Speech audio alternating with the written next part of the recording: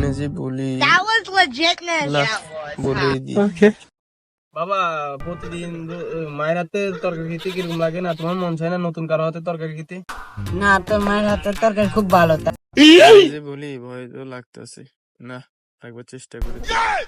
বাবা কি কিছু না বাবা বিয়ে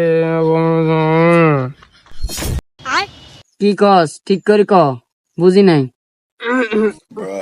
না কিছু না আর মনের মধ্যে করে আনচান আরে বিয়া করাই দে দে দে দে দে বুঝছি তোমার মরণের চুলকানি উঠছে।